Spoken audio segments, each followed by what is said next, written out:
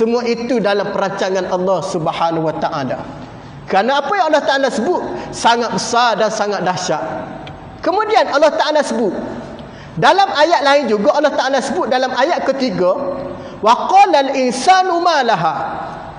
Setelah mana manusia tengok bumi tak dia mengeluarkan semua di dalam perut bumi, manusia keluar siapa dia? Daripada orang yang zalim, orang yang tidak beriman, daripada ahli maksiat keluar tu. Pada masa tu manusia tanya, mengapa jadi macam ni? Wa qalal insanu ma laha. Pasal apa jadi macam ni? Jadi macam mana? Bumi keluarkan balik. Terkejut manusia ni. Terkejut kenapa? Kerana manusia bertebaran balik. Bertebaran balik manusia. Dia tanya, nescaya bumi jawab, kamu tahu tak? Keadaan pada masa tu, kata bumi, banyak manusia hairan.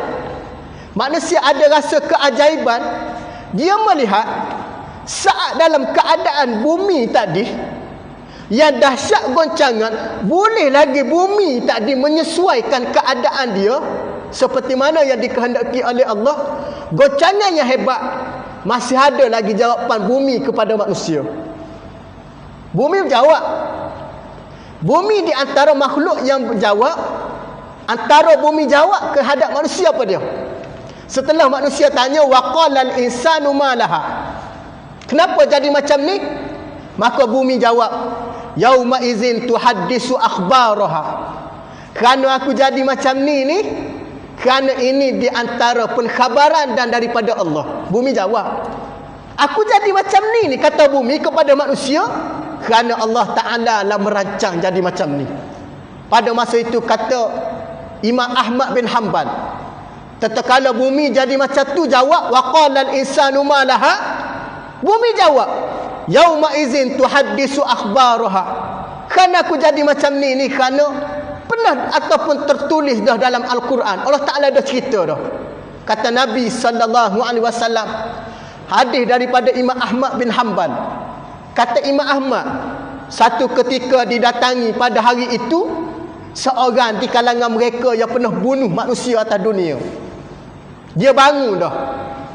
Dia bangun, dia kata apa dia? Akulah masa hidup atas dunia dulu yang membunuh orang. Akulah yang masa dunia. Mari pula orang yang mencuri. Mari pula orang yang mana mencuri. Dia kata bagaimana? Tengok ni tangan aku ni, kena potong atas dunia pasal curi. Maknanya tuan-tuan, pada hari goncangan sudah jelma dah manusia buat maksiat.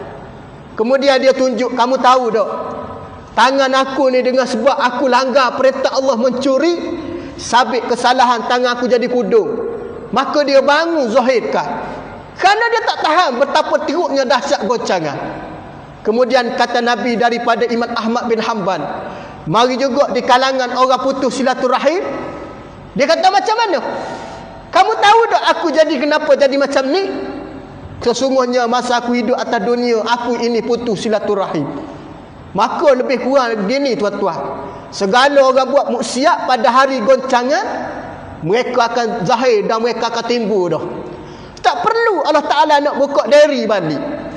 Kerana pada saat tu dia takut sangat goncangan.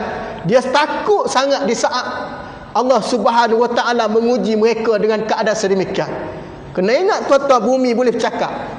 Bumi bercakap berdasar pada surah Zalzalah ayat keempat. Dengan keadaan yauma izin tuhaddisu akhbaraha. Bumi jawab persoalan yang ditanya oleh manusia, wa qalal insanu ma laha. Manusia tak tahan, dia tanya, pasal apa COVID tinggi pula ni, kes ni? Ada jawapan. Kata MKN, tak patuh peraturan ni lah jadi. Atas dunia ada jawapan dia. Kita nak kata apa dia? Betul lah tak patuh. Nampak? Maknanya atas dunia ada jawapan, hari akhirat mulut manusia tak boleh bercakap. Yang memberi jawapan adalah di antara makhluk yang bernama bumi. Bumi kata apa dia? Aku tak tahan dah kamu ni. Hari ni aku akan cerita satu persatu kepada kalian mengenai betapa dahsyatnya dalam keadaan hari goncangan. Jangan menipu tuan-tuan. Ni tak boleh nak tipu. Dia tak boleh nak tipu di saat ni. Di saat ni tak boleh nak tipu kerana dunia dia ada saksi. Kemudian Allah Subhanahu wa taala sebut bi anna rabbaka awhalaha, sesungguhnya Tuhanmu telah memerintahkan.